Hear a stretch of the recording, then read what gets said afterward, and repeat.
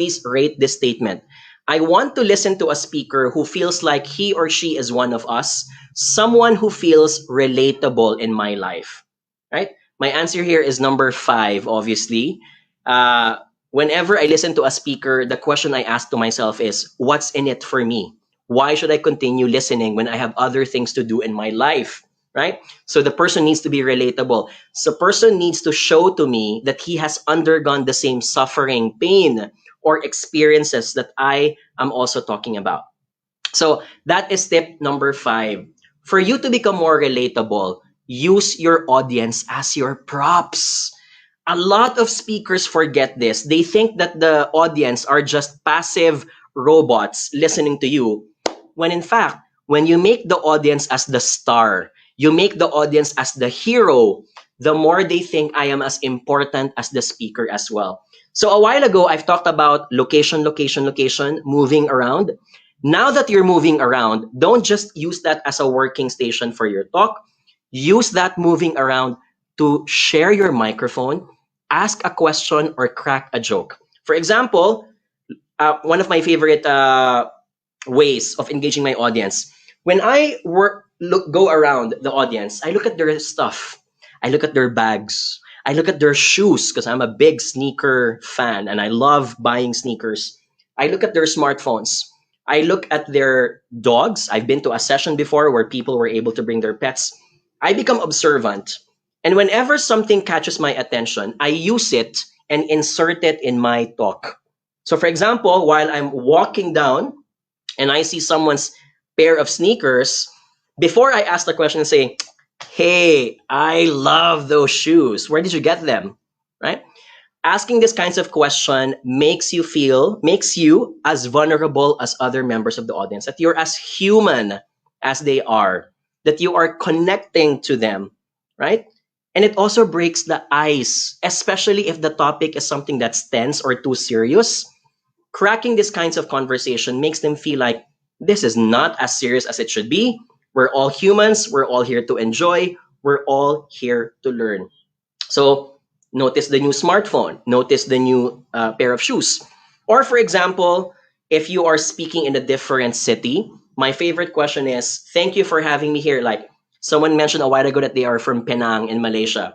So I remember way back in 2014, 7 years ago, it was my first time to visit Penang. Penang is about 1 hour away a flight from Kuala Lumpur in Malaysia. And the first thing that I said before I did my talk is to tell them, I know that this is a great place for food. So please, can someone tell me what should be the first dish that I will eat for dinner tonight? Right? So obviously, everyone raised their hands because people in Penang are so proud about their cuisine. And that warmed up. That made the glow for all the participants. They became the star and the hero of the conversation. Okay?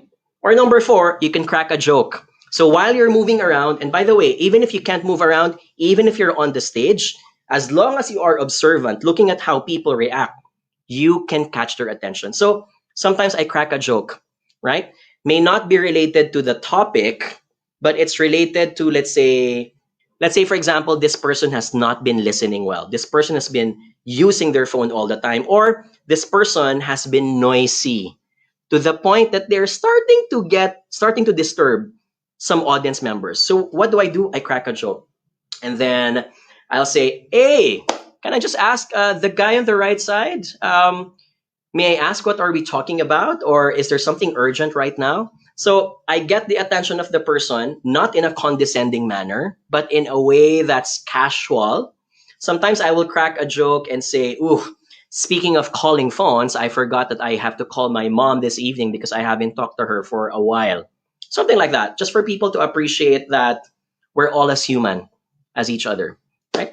I'm looking at the chat box right now. Jaisa says, talk about the traffic in Metro Manila. That is true. So I've always mentioned this many times. The 3 topics I will talk about in the middle of my talk: the traffic in the city, the food in the city, if there is, or number 3, what souvenir item should I be bringing home after my talk, for example. Okay, right? Angel Ferrolina says, student here from University of Eastern Philippines. Thank you for joining us. Okay, can I get the letter A as in audience if we are appreciating and realizing how the audience is as essential. Audience are not passive members, they are active members of your session. They can be your props, they can be your tools. And please take note, if the audience feel that they are the hero, it creates talkability.